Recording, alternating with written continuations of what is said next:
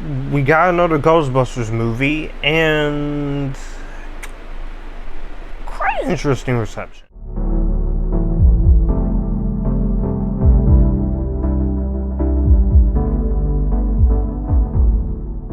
What's up, everyone? It's Epictastic Joshua here. Welcome back to the channel. I am very late to reviewing a few new releases, but this is going to be my review of Ghostbusters Frozen Empire, which is the sequel to Ghostbusters Afterlife, the fifth movie in the Ghostbusters series, or the fourth movie if you choose to take 2016 out of this. This is directed by Gil Cannon, co-written by him and Jason Reitman, and stars Paul Rudd, Carrie Coon, Finn Wolfhard, McKenna Grace, Celeste O'Connor, Bill Murray, Dan Aykroyd, Ernie Hudson, Emily Allen Lynn, James Acaster, and Kumail Nanjiani. Ghostbusters Frozen Empire is set 3 years after the events of Ghostbusters Afterlife, and the veteran Ghostbusters must join forces with the new generation of Ghostbusters to save the world in New York City from a death-chilling god who seems to build a spectral army. To say I was excited for a new Ghostbusters movie, it was a new understatement, because Afterlife pretty much rejuvenated my interest in Ghostbusters. As I said before, I reviewed the other movies on this channel, even if they're not the best quality, with the first three movies and then Afterlife a few years ago. The original Ghostbusters is simply a classic for its time. There is probably one joke that hasn't aged well for some people, but for me, I think that movie is timeless and it is really fun. The second one was actually my first Ghostbusters movie growing up. I saw it on VHS through a recording, and then it has been my favorite ever since. And I think that movie is an overly hated sequel.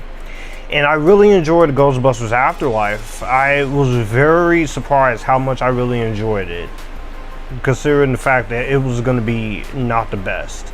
And 2016 Ghostbusters, the less I say about that abomination against humanity and against cinema, the more happier I am off to be.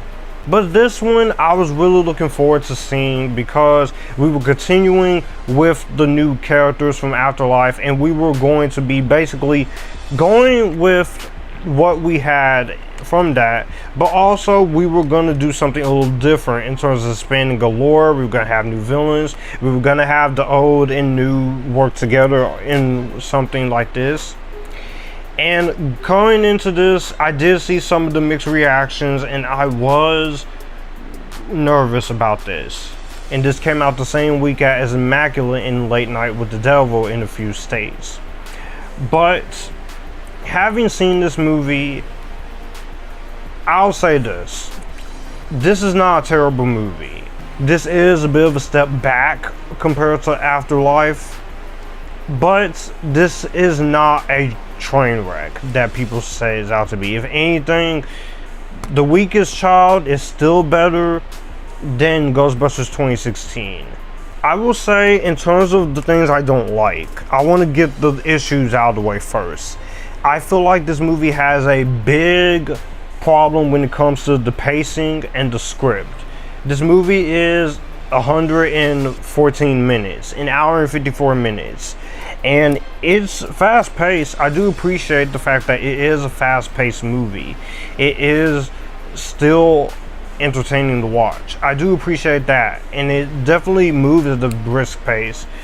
But it did feel like there were a lot of scenes that was in the trailers and stuff that wasn't there is not included in the movie. And I'm not sure if they had to mandate this to be under 2 hours, or they just felt like it would be a little bit shorter to take a few moments out. But I do feel like if there is an extended edition for the Blu-ray or 4K or DVD, I would like to see what scenes deleted put back in for an extended edition or the special features, to see what all was cut out.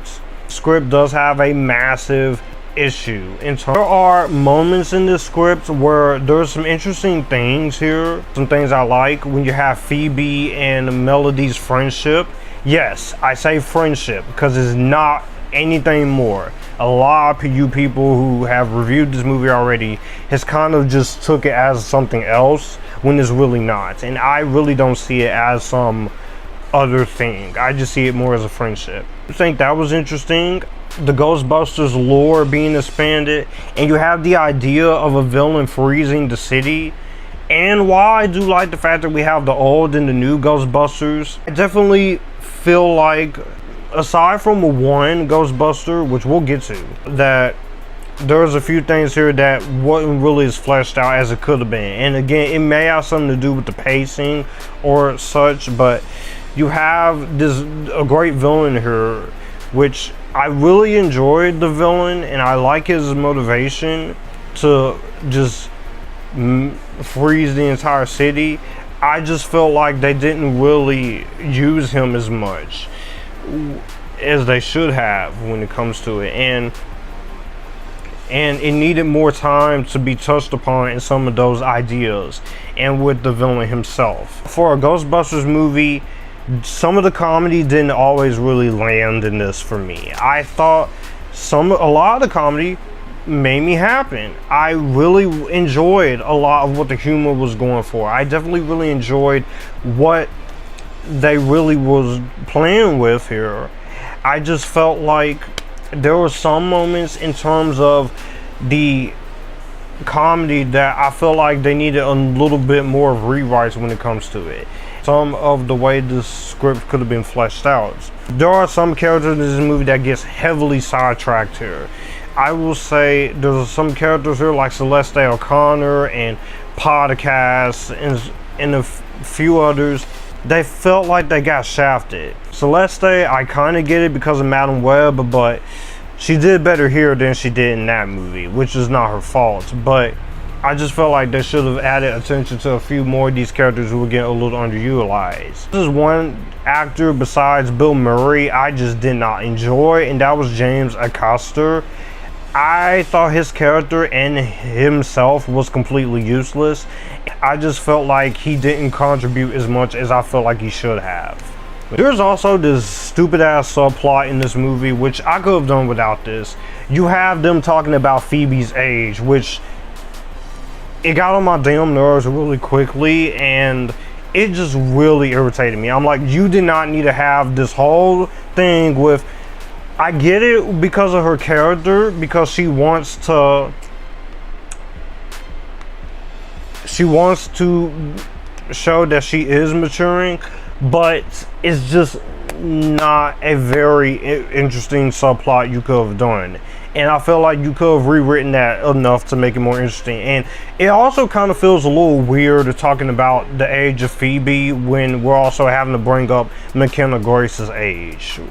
Knock it off! Oh my God! You are made of stupid.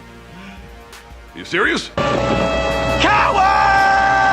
On a positive note, I do like the fact that the Ghostbusters feel it is still part of the series, and I definitely do appreciate the fact that they wanted to do something a little bit more different. One, I do appreciate the darker tone that they try to go for here. We've never seen a Ghostbusters movie be this dark before, and I very much appreciate the fact that Gil Kenan and his writers, he and Jason Reitman, they still wanted to honor Ghostbusters, but also go in a different way, since we got the whole nostalgia stuff out of the way, and this one's trying to go a little bit different than what you can do. I definitely can give credit to that. I like some of the comedy in this. I like some of the humor in this. I was laughing for most of the time. I did enjoy myself. I did have some fun when you needed to make fun and laugh at some crazy shit. Ghostbusters feeling still makes you feel like you want to be a part of Ghostbusters, so that's always going to be a plus. Technical aspects, cinematography, production design, the action scenes, editing, and the effects are fine despite the pacing problems. This is $100 million budget, and they put it to good use here. And I like some of the callbacks in this here. It's not overly nostalgia. I can tell they are trying to do something a little bit more differently. So I definitely really do appreciate that. Acting all around is still mostly good. I like Paul Rudd as this character from the last movie. I like him, and that I wish he was in it a little bit more, but I do think he was great. Once again, you have McKenna Grace, who is still continues to be a great character, and is going to be a rising talent in more stuff. And I think she is very good. She is also one of the best characters in here. Finn Wolfhard, Stranger Things guy, Mike.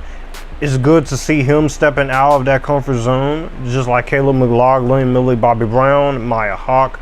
I'm hoping other actors from that show, like Sadie Sink, can get something like this, or something a little more smaller to show what she can do. Have the incredibly talented but hot AF Carrie Coon. It is impossible not to look. And you know this, man. Well, you didn't think I forgot about you, did you? Which I definitely really liked her character. She's still a little bit of overbearing mother, but I do like they try to give her a little bit more to chew on here. The new actors like Emily Allen Lenz, I really enjoy her. Kamal Nanjiani was good, and I also thought Celeste and Logan Kim were good, and some of the OG actors were good. The main characters I do not enjoy is just the one guy, James Acuster. He just didn't really do as much for me, but that does not compare to Bill Murray, because you can tell from every scene he's in for this movie, it seems like he is completely checked out of not just his franchise, but also of acting. And it feels like the point where he just does not give a fuck anymore. And if you're gonna be that freaking uptight about it, and if you're not gonna give a shit about your acting, Bill Murray, then you might as well just throw in the towel and retire. Look like you don't give a shit. I like you as an actor, but you have had a little bit of an ego up your ass, especially when it comes to Lucy Liu.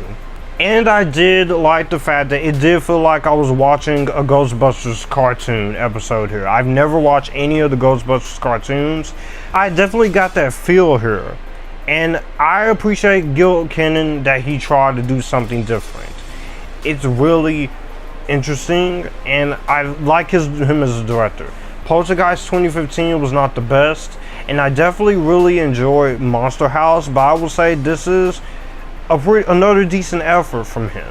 But overall, Frozen Empire, despite me being very disappointed in this in terms of some writing and some pacing, and wanted a little bit more in terms of some interesting things, it's still entertaining, despite the fact that this was not as good as Ghostbusters Afterlife. It has my issues here, but if you were to fix those problems, this would be a higher grade. But maybe a potential extended cut on the Blu-ray or something, or watching the deleted scenes, or rewatching it a second time when it hits VOD or such, will make me kind of enjoy this a little bit more. But as I said, this movie is not awful. I am recommending this to people despite the problems, because at least I was entertained. Just for the next Ghostbusters movie, focus fully on this cast of characters, not the original actors. If you do that and continue to expand the lore and try things differently, you can easily be better than this. So I am recommending this. I will take this over the 2016 movie, but it does have its issues. But it is still enjoyable despite my frustrations. Well, that's gonna do it for the video that you just watched. If you want to see more, my channel icon is up here. If you want to see more content from me, all my social medias are right here in this end card. I will also leave a playlist and a video here for you to see what the channel is about. As always, acknowledge me, stay epitastic, join the Epictasticness, and you guys keep it cool.